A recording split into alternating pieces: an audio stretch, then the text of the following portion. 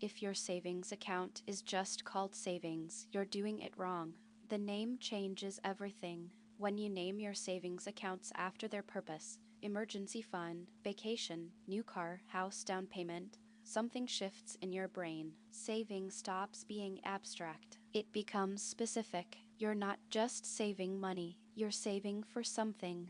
That mental connection makes you less likely to spend it. Studies show people who name their accounts save more, because every time you log in and see vacation fund instead of savings, you remember why you're doing it. It's a small trick, but small tricks build wealth. Stop saving blindly. Start saving with intention. Follow for more. Money is psychological. Before you make a difficult decision, imagine a close friend came to you with the exact same situation. Your advice to them is almost always better than the advice you give yourself.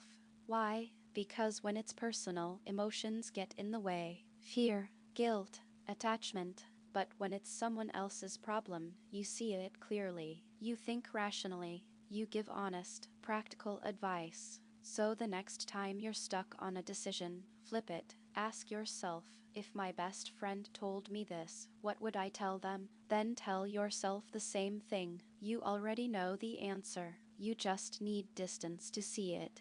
Follow for more. You already have the wisdom you need.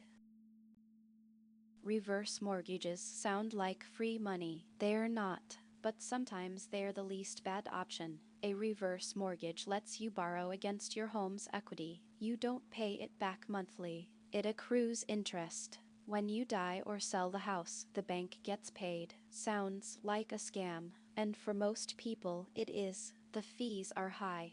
The interest compounds. You're slowly losing your biggest asset. But here's when it might make sense. You're 75. You have no other income.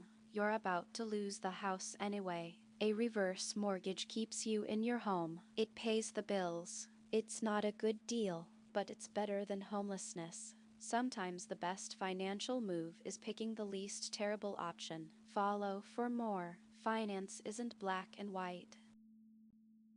Single parents aren't just surviving, they're doing math that would make a CPA cry. One income, two people, sometimes three. Rent takes half, food takes a quarter. That leaves almost nothing for everything else. But single parents find a way. They work two jobs. They skip meals so their kids don't. They become experts at stretching every dollar. They know which stores discount at what time. They know how to make a week of meals from one chicken. They know how to fix things instead of replacing them. Single parenthood isn't a weakness. It's an advanced degree in survival that nobody asked for. And the graduation rate is higher than you think. Follow for more. Strength isn't always loud.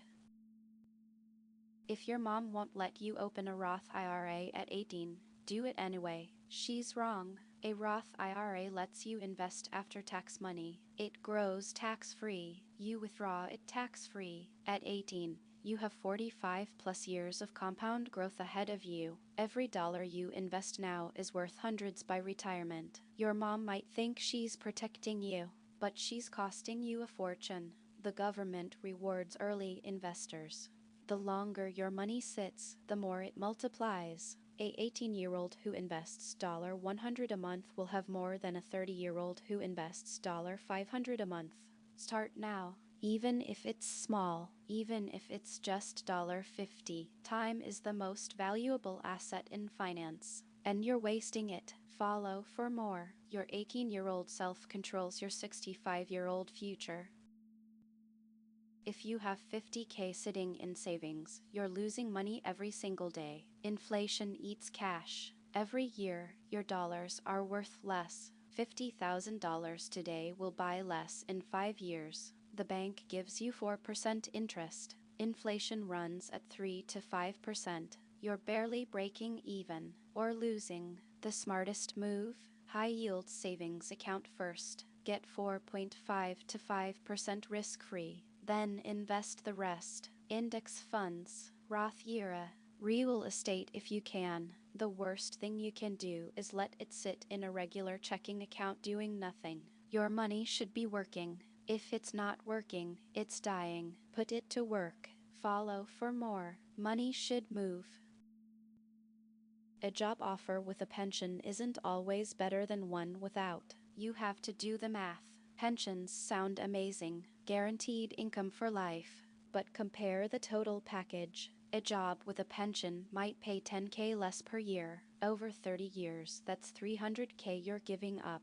If you invest that difference in a 401K at 8% return, you'd have over 1.2 million, more than most pensions pay out. But pensions have something investments don't: guaranteed money, no market risk, no bad years, just a check every month. So ask yourself, do you trust the market or the employer more? The answer depends on your risk tolerance. Neither choice is wrong, but not doing the math is always wrong. Follow for more. Career decisions need numbers, not feelings. The national debt is $34 trillion. Your kids will pay for it, not you. Every dollar the government spends recklessly is a dollar your children will have to repay, with interest. The national debt is over $34 trillion. That's over $100,000 per citizen. Your share, your kids' share. Politicians spend money they don't have to win votes they don't deserve. They'll be dead when the bill comes due. Your children won't. They'll inherit a country drowning in debt. Higher taxes, less opportunity, a weaker economy. The government is borrowing from your kids' future to pay for today's failures. That's not policy, that's theft. Follow for more. Your kids deserve better.